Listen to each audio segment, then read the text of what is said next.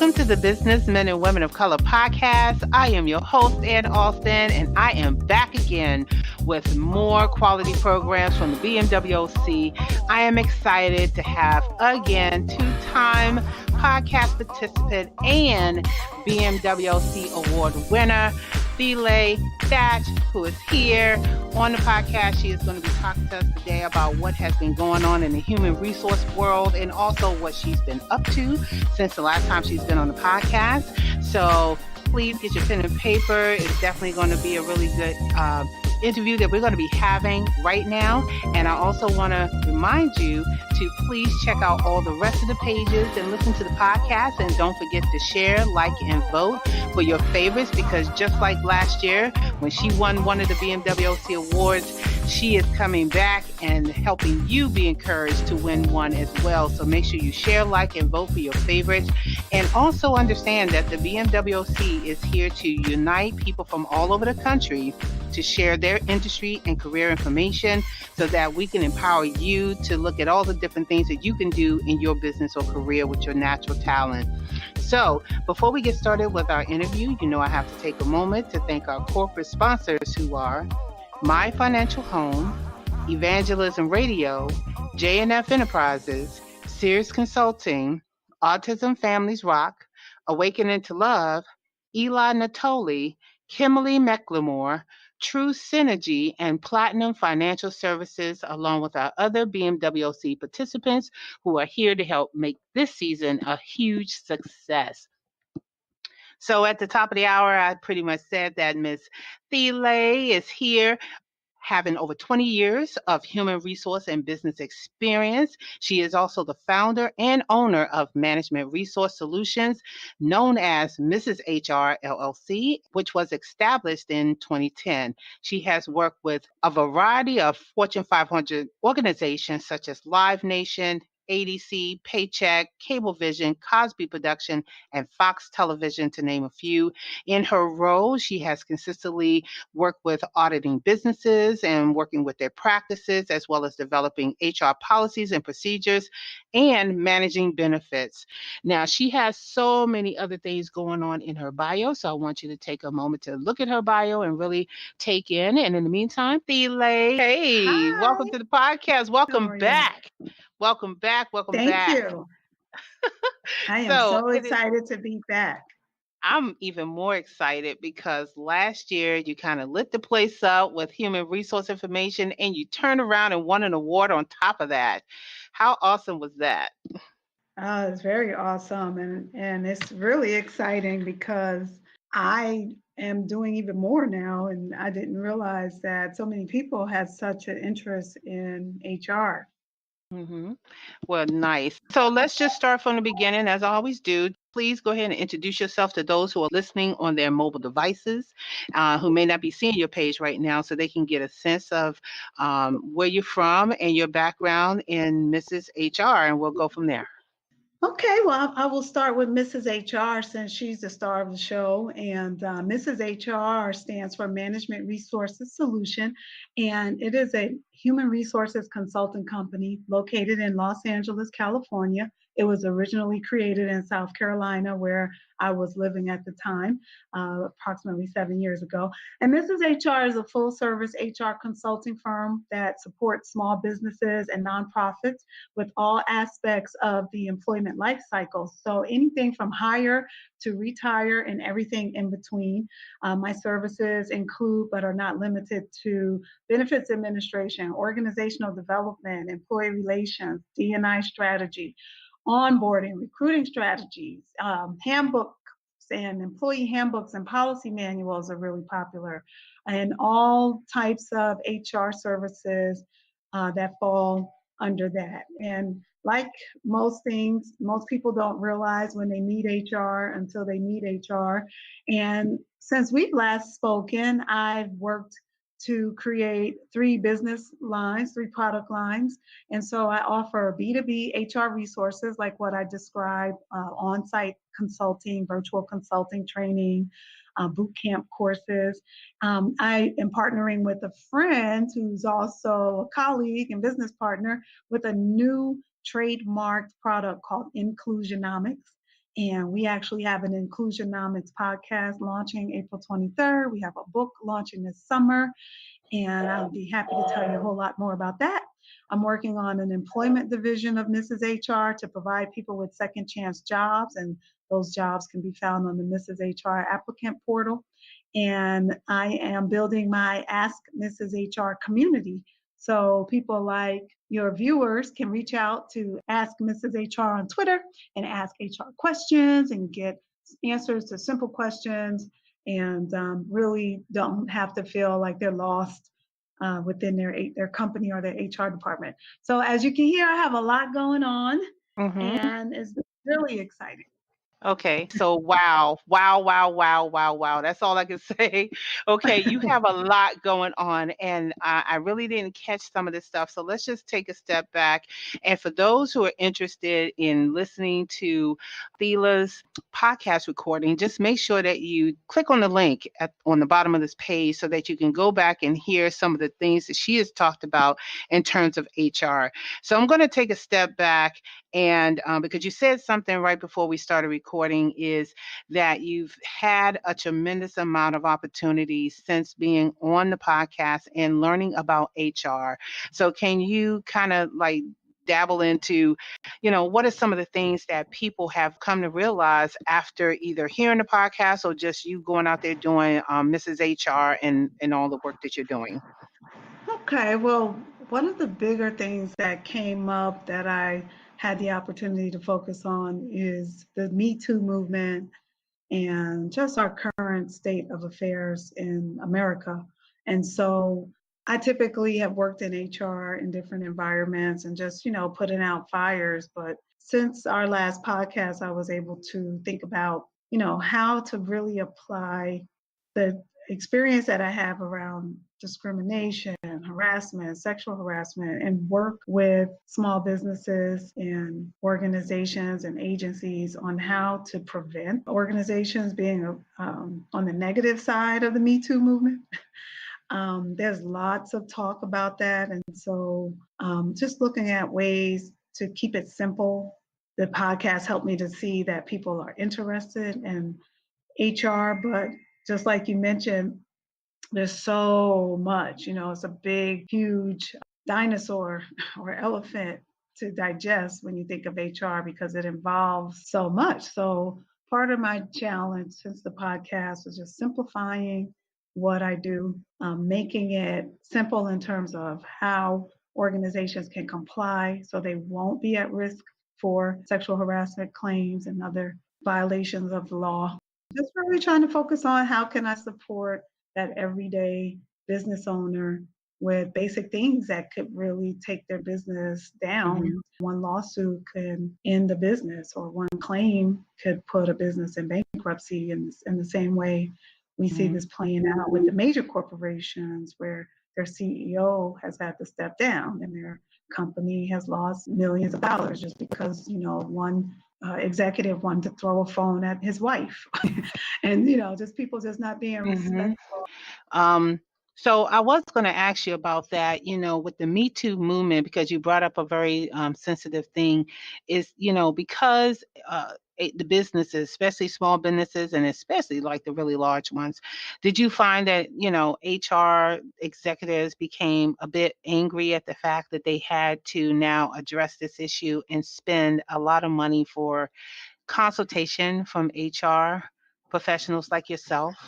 Well, from my point of view, I typically don't see the anger. I see the CEO or the leader that has been humbled to the point where they are ready to do whatever it takes to resolve an issue. So if they're angry, they're probably angry in private at home with their family, probably, but Okay. they generally don't show an anger with with me or with the other executives or HR people. By the time they reach out to someone like me and decide to move forward, they're typically pretty humble and afraid, and they realize that there's a problem that needs to be resolved quickly. I just recently, literally as right before this call, was wrapping up an employee investigation for a client, and they were nervous that the employee had mentioned that they wanted to file a claim or they were going to talk to their lawyer. And so, of course, the leader of the organization, not once, did they say they were angry or nervous.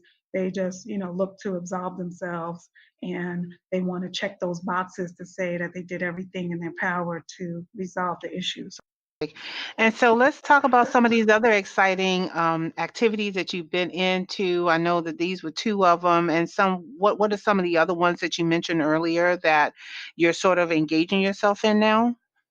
Yeah, so I'm really excited about a concept my partner and I came up with called inclusionomics. And we were talking one day and came up with this concept of just how do we create a space where organizations can talk about inclusion, and we can measure and we can just have open discussions around what does it really look like? Like, what's the truth about inclusion in the workspace? Not the same old, reports that we see from certain consulting firms that I won't bash on this podcast, but we just see the same information. We just see the Mhm. same information over and over. Oh, there's a leaky pipeline. Oh, board members, white board members of this or that. But we wanted to hear from people within the organization. What does inclusion look like for them? What can they do differently? And really gathering that information through surveys and through conversations to find out how can employees push change within their organization around diversity and inclusion and belonging. And so inclusionomics is that space. The book is about, three leaders and their experience on being change agents within inclusion. And it's a fictional book based on me and my colleagues' experiences in real workplaces and just some of the lessons around inclusion that Mm. were, yeah. Yeah, there's been a whole lot of, what you were saying as far as, trying to figure out what the best method is to kind of push change within the organization. But I think that, based on conversations that I've had, I think over the last 3 years, there's really no right or wrong answer on how to do it. It's just to do it, right? And to really accept people in the workplace. And I think that was part of your podcast as well last year that you made some points on in terms of diversity and inclusion. And I think for any small business, when they first start out, particularly, should really be thinking about diversity and inclusion from the very beginning. And, just making sure that they are, looking at people who will potentially work for them, that Mhm. will come into the workplace and feel included. That's right. And we are all, can be victims of our own biases, and we all are culprits, even though I've worked in HR for 20 years. I talk about diversity all the time. I have to check myself every day, even the way I build my website. There was, so many times I didn't want to put my face on the website because I felt like I would only attract a Black audience, or, I'm very uh, picky or self-conscious about the images on my website because maybe certain audiences won't follow me if I have certain images on my site. But this is really just based on my own biases, not on any reality or study. And so just even as I'm hiring people, just opening up the applicant pool, like for me, for my business, I'm getting ready to hire an executive assistant and some other support staff. And yeah, it's comfortable to hire people who talk like me, look like me. I'm from around the way. I want to be able to speak, whatever I however I want to speak around the way or whoever I feel comfortable with. I definitely see small businesses, struggling to think about diversity and inclusion, even though people are diverse and they have commitments around diversity and inclusion. It's easy to get caught into our own personal biases. And the more I thought about that, the more I realized that's one of my biases is that I can't be myself unless I hire someone who looks like me or is from the same place as me. And so it's really easy to do that, especially when you're starting up as a new business because you want people around you you trust. And unfortunately, sometimes it's not people of different ethnicities or races that we feel like we can trust. Or on the flip side, you want to hire people who don't look like you because you want to put forth an image that you support white people or you support Asian people. And so you don't want the your ethnicity to shine through or your individuality to shine through because you feel like there may be a reverse bias or reverse stereotype bias based on you. Okay. Wow. So I guess for me, when I hear you say about, hiring people that look like me or not hiring people that look like me, I think that's where a lot of this stuff needs to stop. Hmm. I think that this just perpetuates and carries on, racism. It carries on exclusion from being a part of something great, because we are worried about if we hire someone that doesn't look like us or look like us, that maybe we'll sell out, or something like Right. that. But I do think that in 2019, there should be this thing where we all recognize that we bleed the same type of blood from within, regardless of color.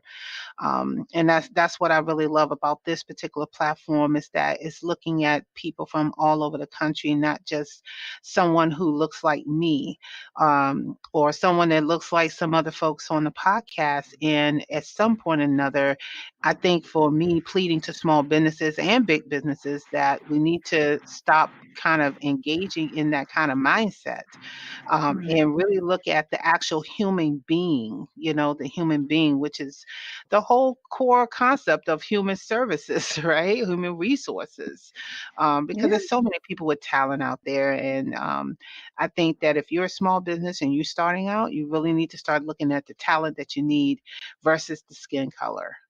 Definitely, for Yeah. sure. Yeah, I mean, all those points are valid, but the reality is, there were affirmative action plans put in place because people were getting overlooked. And when you run a Black business, it's sometimes you feel obligated to hire Black people because you know that those Black people are getting overlooked in corporations. So it is really a fine balance. And the only advice I could typically give is to enlarge the applicant pool and try your best to have applicants from numerous types of backgrounds while you're interviewing. And so even today, I interviewed two people. And, I had to push through, like, okay, let me make sure I interview these other two people too, because I had one person I had preference over. And yeah, so you're right. We have to stop it. It takes work, it takes extra effort. Super Yeah. extra extra, super extra Yeah, extra. super extra. So since last year, you now have a new book in addition to the Employee Handbook 101, which is The Dog Chef. So Mhm. what is The Dog Chef? What is that all about? Yeah, so the Dog Chef is really just a children's book about my experience with my dog, who I have to say just recently passed away in February. So, of course, I had to give a little Um, tribute to Shadow. And let me tell your viewers and you, I was not a dog person, but I am now. So I had my dog for 11 years, and he was an instrumental part in just teaching my kids lessons. And so one of the lessons was just, and the book is, about my family. So it's a diverse book in terms of African American family and how we work and how our dog cooks in the kitchen while we sleep. And people love it. It's in numerous libraries all across the nation. It's on Amazon. And then most recently, I'm in partnership, and I feel mostly comfortable to share that Cesar Millan's foundation is the book will be um, a part of some of the efforts that they're doing on their website, and some proceeds will go to Cesar Millan's foundation, the Dog Whisperer. And so I just kind of talked about that a few weeks ago. I'm still working that deal out. So I'm excited about that. And then the other book is Employee Handbooks 101, is just how to create policies for your small business. mhm. And you know what? I love Caesar Milan. I used to watch The Dog Whisperer like faithfully, and I loved his show. I think I will always love his show. He was just so gentle with animals and just being able to communicate. Really love that. So congratulations to you on that. So Yeah. outside of all of this HR stuff that you got going on, I have a new question I've been asking people this year is what have you been doing, on your own, that is really fulfilling your life or that you enjoy on a day-to-day basis?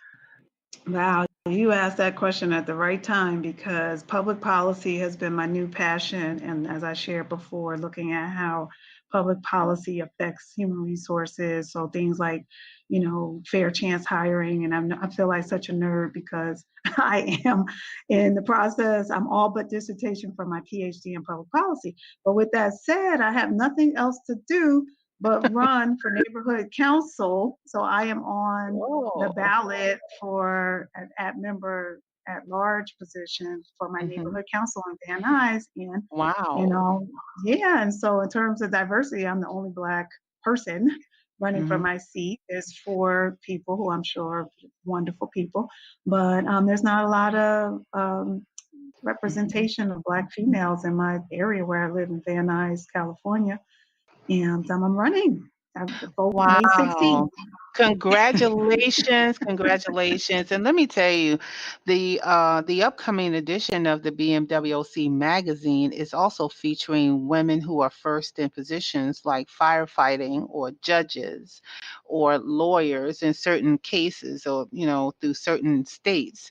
And I'm waiting for, May come because I want you to come back and tell me that you won, right? Yeah. Come back and tell me that you won so we can make sure that we get that out to the public so that people can vote for you because I think you're awesome. You are doing so much. And I think last year, when they go back and listen to your podcast and read your bio, they see all the different many awards that you've already won in addition to mine. But it is still very impressive. Yeah. So I have 2 more questions for you. What activities do you have in the coming months that people can come out and listen to you speak, or maybe, see what's going on in public policy for you? Wow, that's a great question. And I wish I had, well, my next event is April 10th, which is the California SAPIRA, Professional Human Resources Association. I will be speaking on a panel regarding real HR. And that's happening in Orange County. I could send you information. And then between April 16th through the 18th, I'll be in Minneapolis at the Forum on Diversity and Inclusion. And I will be a diversity coach for uh, executives who work in the D&I space. And we'll also be there at the forum. So the forum is one of the largest conferences on workplace diversity and inclusion. So those, Nice. Okay, so final question for you is, what do you need personally and professionally to keep being Mrs. HR and doing what you're doing? What do you need personally and professionally? personally, God, lots of prayer, and some better equipment over here. um, Ah. a better headset. Mm. um, I'm in the process. I'm so excited. I'm in the process of renovating my garage into my home office. And I share that because I recently had the opportunity to hear this amazing entrepreneur talk about how, even after she made her first million, she kept her office in her garage. Mm. And, a lot of times we want to do so much. We want to have the big office. We want to have the state of art equipment. But the one thing I learned this year is you just do it what you have and God will do the rest. So personally, I just need to chill out and Mm. practice mindfulness and prayer. And so that's what I need. And then professionally, I've realized that I need a team. I definitely can't do it by myself. I'm using more assistants. I have 2 interns starting next week who are receiving Nice. academic credit, by the way, which is the proper way to have an intern. You don't have them working for free. I just that was HR HR advice. So yeah, making sure we utilize these students credit in the fields that we work, and Mhm. also building our team. So professionally, that's really what I need is a team. Yeah, I hear you. I am just so blessed too to have two people here on my team as well, helping me out. So I know how invaluable that is. And so, everyone who is listening, please make sure you check out Miss Thatch's podcast from 2018. Also, celebrate all her accomplishments that she's got going on right now. And definitely, definitely, definitely, please look at diversity and inclusion. We have to be able to make some decisions. We can come up with policies all day, we can talk all day, but unless it's put into action, we're still going to have that problem. And it only takes one person to help a whole organization become better. Yeah. In the meantime, I want everybody to please like, vote, and share the podcast. If you like this podcast, make sure you definitely check it out and reach out to all the other individuals who are on here to make this season a huge success. So, Ms. Thatch, thank you for coming back for part 2 of the BWMOC podcast. It has definitely been a pleasure speaking with you today. Thank you for having me. It's been great.